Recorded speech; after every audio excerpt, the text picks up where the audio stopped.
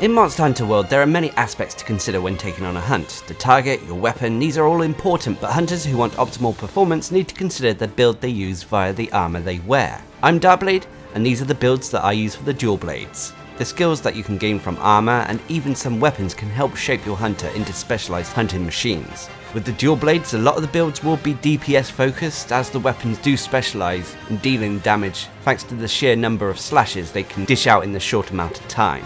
That being said, dual blades can make excellent use of ailment or elemental weapons, so I will be utilizing these in a fair few builds. Anyway, the first build I use is the Elementless build. This build forgoes any ailment or element in favor for raw damage. Anyway, to start this build you need to take the Dragonkin Eye Patch Alpha, Empress Male Beta, Draken Vambraces Alpha, Empress Coil Beta, and Draken Greaves Alpha. This is then followed by the Handicraft Charm 3, and for your weapon you take the Diablos Clubs 2. As for the augmentations, take an affinity increase and then a augmentation of your choice. I chose the slot upgrade.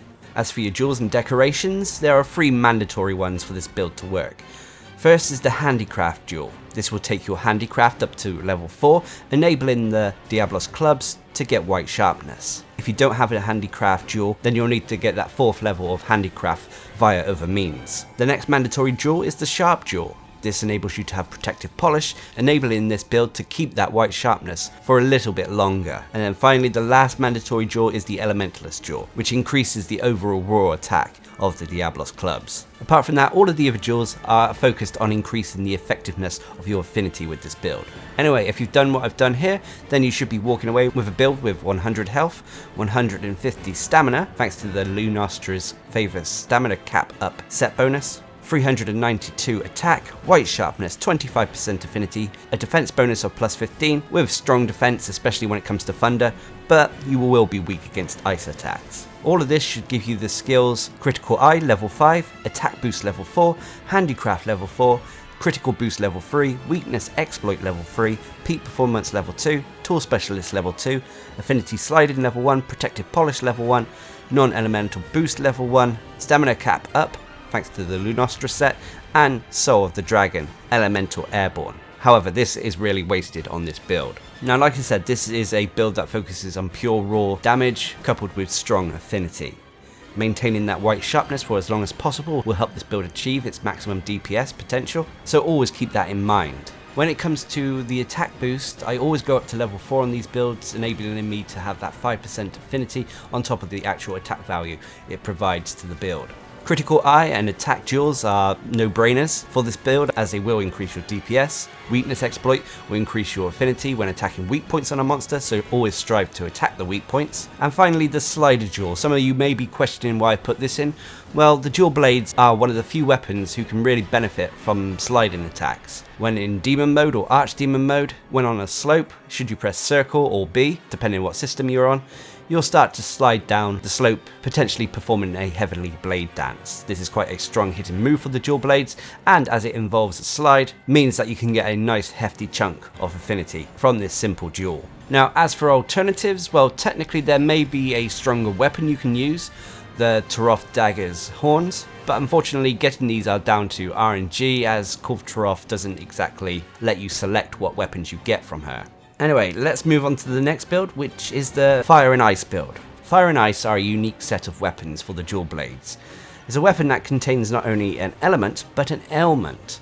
This is coupled with a fairly strong attack, decent sharpness and affinity. This build is also relatively simple to craft. You don't need any of the free updates, so it's a good option for folks going into tempered monsters. Anyway, for this build you'll need the Dragonkin Eye Patch Alpha, Nergigante Male Beta, Nergigante Vambraces Beta, Nergigante Coil Beta, the Death Stench Hill Beta, and the Critical Charm 1. As for your weapon, you're obviously taking Fire and Ice, with an Infinity Increase augmentation. As for the jewels, the only real one that is sort of mandatory would be the Sharp jewel. This enables you to keep the white sharpness on Fire and Ice for a little bit longer. Apart from that, take jewels to increase your affinity, maybe take a Tenderizer jewel to max out your weakness exploit, as well as utilize any critical jewels you have to increase your critical boost. Anyway, if you've done what I've done here, you should be coming out this with a build with 100 health, 100 stamina, 290 attack, white sharpness, 31 affinity, 240 ice damage element, and a 240 blast rating.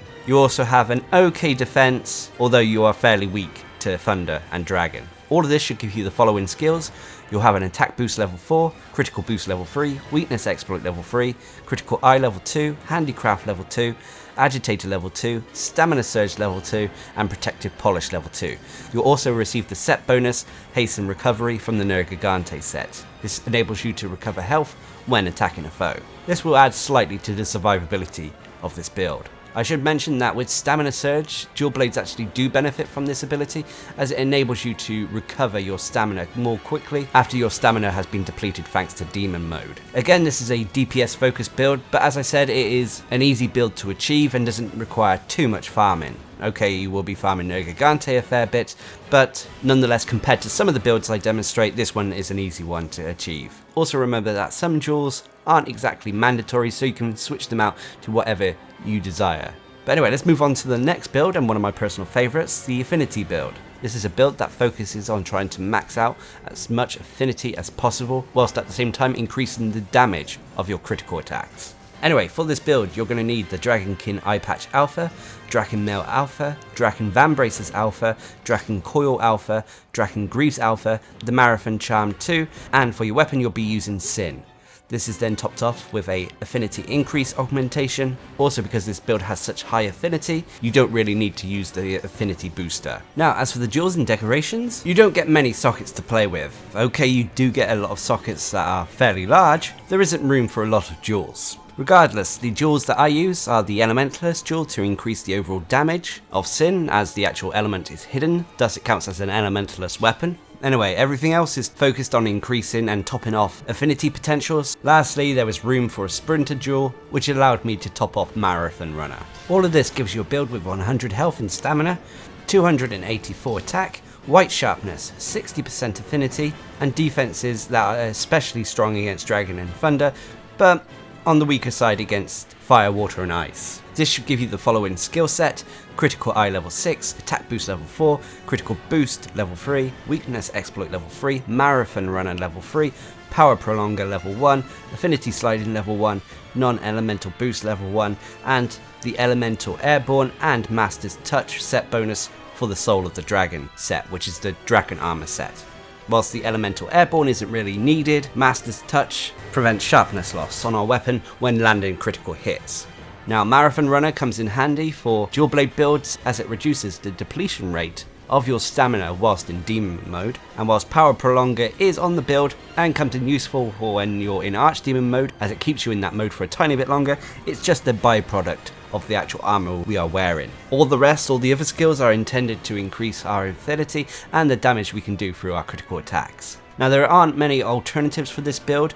I would suggest that potentially if you can get your hands on the Toroth Dagger's Claw, you could replace Sin with these. These give you more augmentation slots and have a higher attack value, although they do have a lower sharpness value, meaning that you may have to consider swapping out the Marathon Charm 2 in favour of the Handicraft Charm 3. But nonetheless, I really enjoy this build, and it's one of my personal favourites. Anyway, the next build is the Elemental build. This build works with elemental weapons that don't have hidden elements. Anyway, for this build I took the Wrath Soul Helm Beta, Rathalos Mail Beta, Draken Vambraces Alpha, Vahazak Coil Gamma, Draken Greaves Alpha, and the Marathon Charm 2. This is then followed up by the Decimation Claws as my weapon with an affinity increase. Now, you can use whatever weapon you want in terms of this build, so long as it has an element and it isn't hidden. I went with the Decimation Claws because I like the way they look. Now, as for your jewels, there are no real mandatory ones here, so go with your standard DPS increase by adding to your affinity,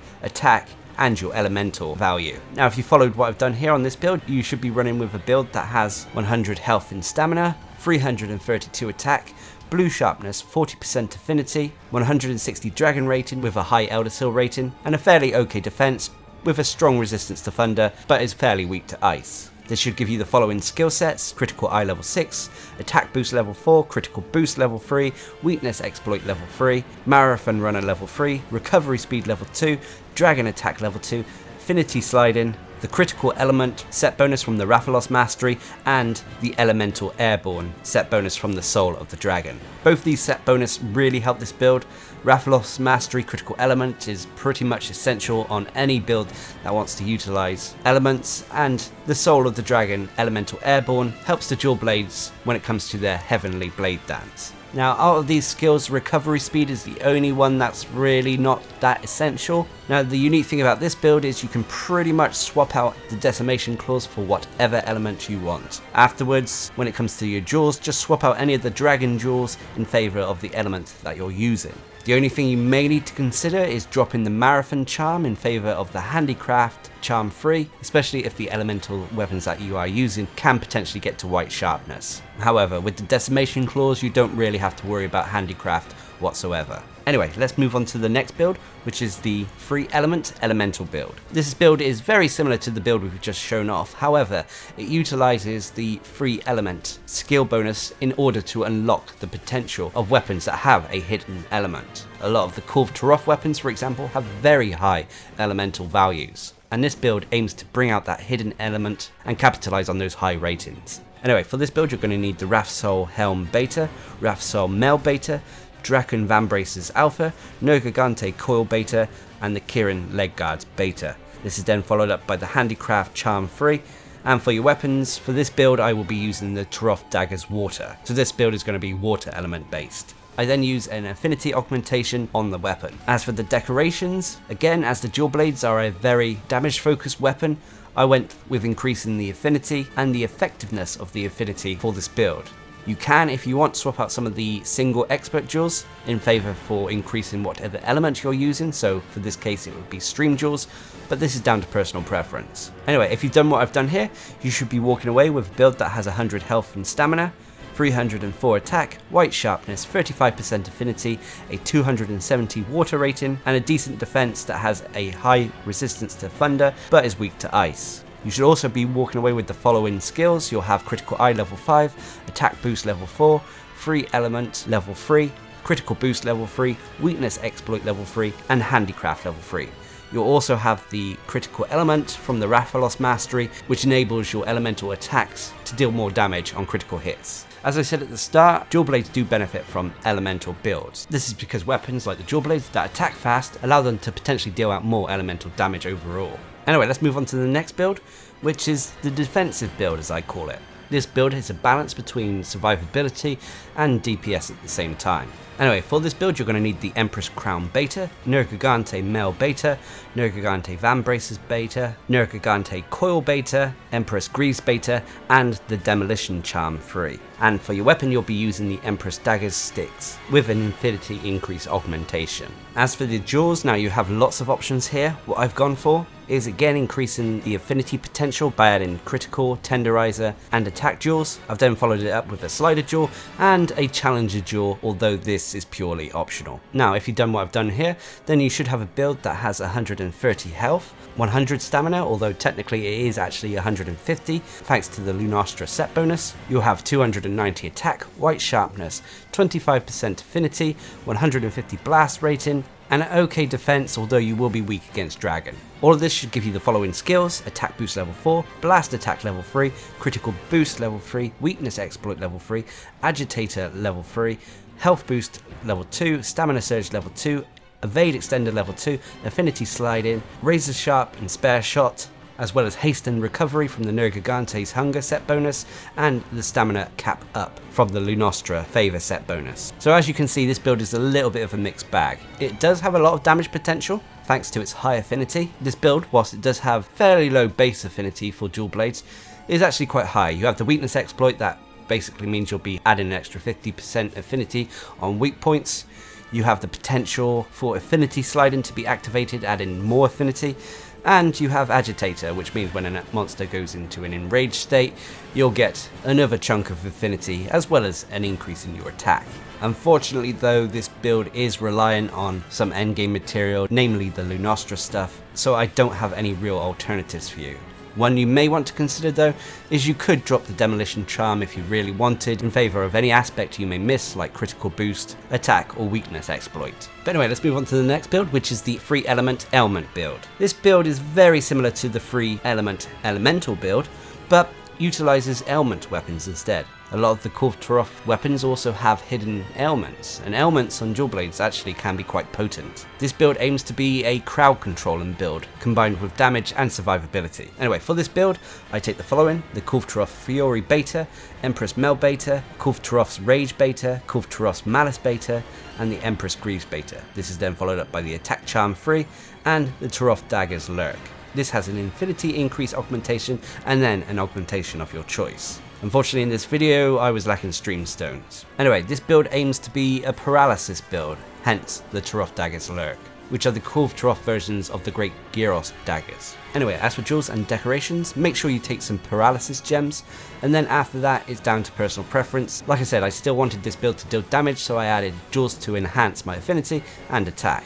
Now if you've done what I've done here, you should have a build with 130 health, 100 stamina, although this is 150 stamina thanks to the Lunastra set bonus, 276 attack, white sharpness, 21% affinity, 120 paralysis rating, with quite polarizing defense. It has a really high defense against fire and thunder, but is fairly weak against ice and dragon. It should give you the following skills. You should have attack boost level 4, paralysis attack level 3, free element level 3, weakness exploit level 3, health boost level 2, critical eye level 2, critical boost level 2, peak performance level 2, power prolonger level 1, handicraft level 1, agitator level 1, and you should have the stamina cap up from the Lunastra favor set bonus. I would also strongly advise taking the Apothecary Mantle with this build, as it vastly increases the build-up of the paralysis or other ailment effect. Now a quick note, the actual paralysis rating is at its maximum limit, that's why it's coloured in orange. However, it took a level 3 paralysis rating to actually reach that.